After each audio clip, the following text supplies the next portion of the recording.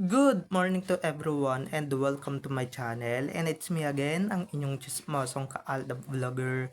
Gusto ko munang magpasalamat sa inyong lahat sa mga walang sawa na tumatangkilik, nanonood, sumusupport at sumusubaybay ng mga content ko here on my YouTube channel.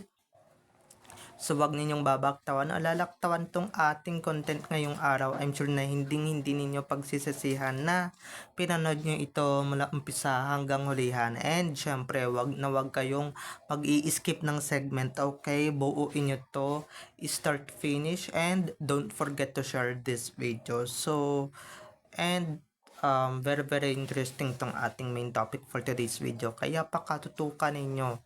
So, dumako na tayo sa ating main topic for today's video. Eto nga guys, congratulations nga pala kay Alden Richards dahil may panibago siyang McDonald's branch na magbubukas ngayong taon sa Santa Rosa, Laguna. So, ito na guys, watch this. Mamaya ipapaliwanag sa inyo ng buong buo. So, ito na guys, watch this.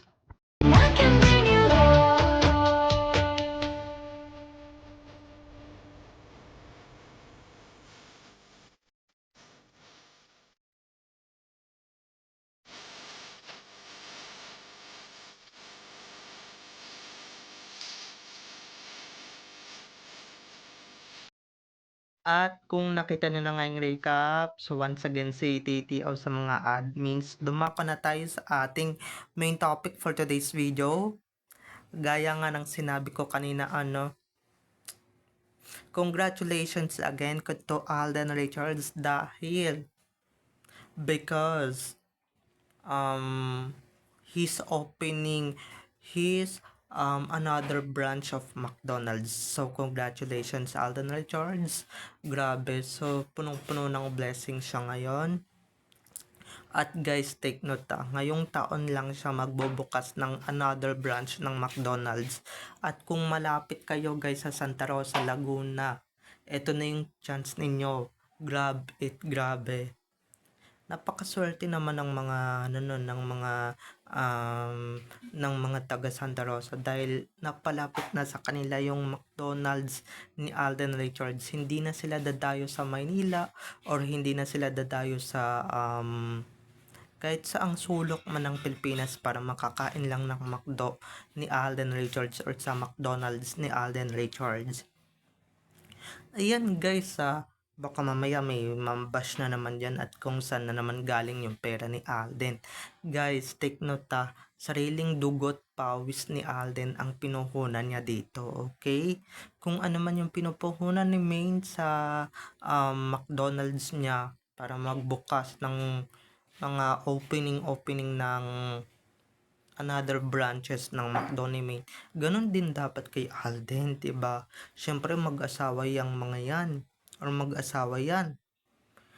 Syempre kung ano yung ano ni Mrs., kung ano yung business ni Mrs., ganun din dapat yung business ni Mr., diba?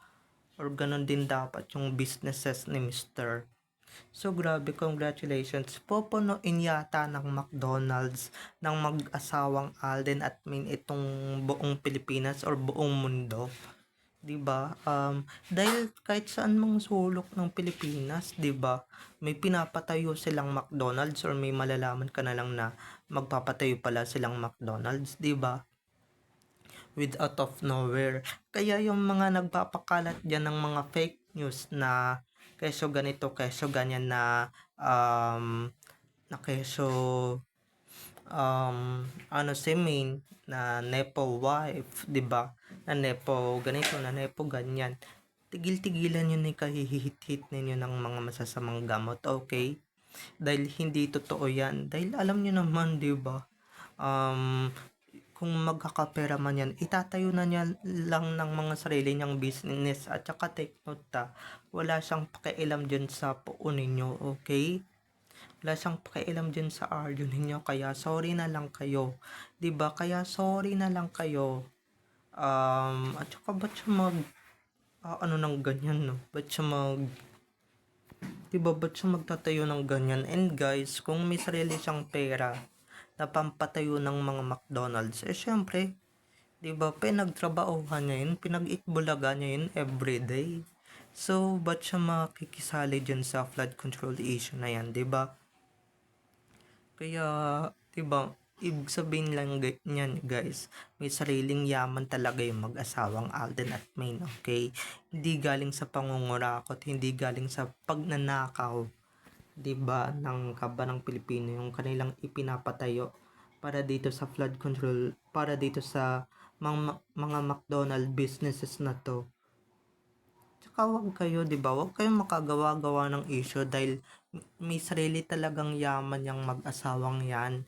May sarili talagang mga properties yung mga yan. Kaya wag ninyong idawit-dawit si Main um, sa project ng Arjo at Heidi na yan na. Wag ninyo siyang idawit-dawit, okay? Pero ito na nga still sana 'di ba? Bukod sa Bukawi, Bulacan, and syempre sa Santa Rosa, Laguna, 'di ba? Alam ninyo, good idea talaga yung ginagawa ni na Alden at May na talagang dito na talaga malapit sa kung saan sila lumaki, kung saan sila ipinanganak, 'di ba, na Santa Rosa, Laguna, and syempre dito sa Bulacan, 'di ba? Para naman sa ganun hindi na dadayo yung mga fans na kesyo, 'di ba? Pupunta pa sa Manila, pupunta pa sa ganito, sa ganyan, 'di ba? Sa aristocrat, 'di ba? Para lang makikain or para lang kumain ng McDo ni na Alden at Main. Kaya very very good choice na talagang na ipalapit na nila dito yung McDo, 'di ba? Imbis na papalayo ng papalayo, 'di ba? Yung ibang artista diyan hindi naman gumagawa ng paraan para mailapit yung kanilang business, 'di ba, sa kanilang mga fans. So, sina Alden at Ming talaga 'di ba? Grabe, madadaig nyo na talaga yung kalaban ninyong Jollibee na talagang every sulok man ng Pilipinas ay mayroon, 'di ba? So sana mas dumami pa talaga yung conjugal properties ng mag-asawang Alden at Main. And guys, sa malinis nilang paraan yan na ipatayo, okay? Hindi sa kung anumang pagnanakaw and whatsoever. Kung meron man silang ipapatayo, meron silang sarili mong pinagsusumikapan, syempre pinagtatrabahuan nila yan, di ba? Bago nila makamit, hindi gaya ng isa dyan na easy money lang pala, di ba? Yun naman pala nagnanakaw na, 'di ba? Kaya medyo yumaman ng bonggang-bongga, 'di ba? Yung Inasal Republic na yan na medyo nilakaw na at syempre binangaw na, 'di ba? Alam niyo ba kung saan galing yung pampatayo niyan? Syempre sa pagnanakaw, 'di ba? At ito nga, dinawit pa talaga yung pangalan ni Main dyan sa Inasal Republic na yan, 'di ba? Unlike dito sa McDo na talagang silang dalawa ni Alden at Main ang nagpatayo niyan, sila mismo, and syempre yung mga perang kinita nila, yung mga ginastos nila, kaya super deserve, 'di ba? Deserve nila tong deserve nila tong mga McDonald's na ito. Kaya 'di ba, yung mga inggit pikit na lang, 'di ba? Okay na lang din 'yun. Medyo ano na rin yun, 'di ba? Medyo malaking achievement na rin yun. At syempre, sinasampal na rin talaga ni Main na kaya siya nagpapatay lagi ng mga McDo, 'di ba? Para hindi sila maniwala dun sa mga fake news na kumakalat, 'di ba? Dahil hindi naman siya yon, pangalan lang niya yung ginagamit dun. Hindi naman talaga siya yon. Si Clowney talaga yon, okay? Tignan ninyo si Clowney, nagmukha ng addict, 'di ba? Mukha ng naka-hit ng masamang bisyo. Kaya pasensya na lang, okay, mga ka-ADN, 'di ba? Yung mga bashers diyan, okay, pasensya na lang kayo dahil hindi kayo nagtagumpay sa mga binabalak ninyo. Kaya 'di ba, hanggang ngayon nandito pa rin si May, nandito pa rin si Alden, 'di ba? Wala pa rin kayong nagagawang tama, wala pa rin kayong nagagawang um, tama sa kanila. Kaya kahit anong pambabash ninyo diyan, talagang napupuno ng blessings yang mag-asawang yan. Tignan nyo nga, nakapagpatayo ng sariling business. Yung poon ninyong si Aw-Aw, 'di ba? Yung poon ninyong si Aw-Aw. Ano bang um ano bang nagawa niyan, 'di ba? Ano bang ano niyan na nagawang tama niyan dito sa mundong 'to? 'Di ba? Puro pagnanakaw ang inaatupag, puro kawalangyaan ang inaatupag, 'di ba? Tignan ninyo, isang taon, talagang kakarmahin at kakarmahin din yan. Pero, anyways, congratulations again dito sa mag-asawang Alden at Maine, di ba? We are so proud of you, grabe. Iba talaga pagka yung mindset ninyo talagang business kung business talaga, di ba?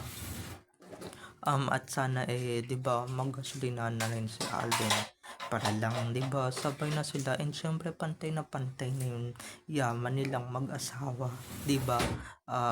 Kung ano talaga yung business ni Maine, ganoon din talaga yung business ni Alden or magiging business ni Alden, okay?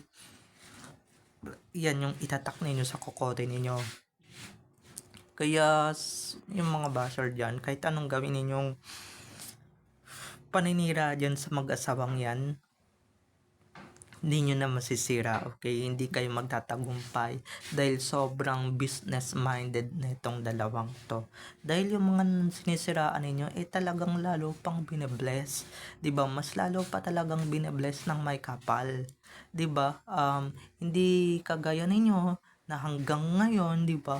Yung pinapairal ninyo sa mga puso ninyo puro inggit, puro puot, 'di ba? Puro bitterness, 'di ba? Pakawalan nyo na yan this 2026, okay? Asikasuhin ninyo yung mga buhay ninyo. Hindi yung nangingialam kayo ng buhay ng may buhay or buhay ni na Alden at Maine, okay? So, bye-bye na mga ka-ADN. I love you all. Have a nice day. Keep safe. And God bless everyone. Bye-bye. Enjoy watching. I love you all. Have a nice day. Keep safe. And God bless everyone. Bye-bye. Enjoy watching everyone. I love you all.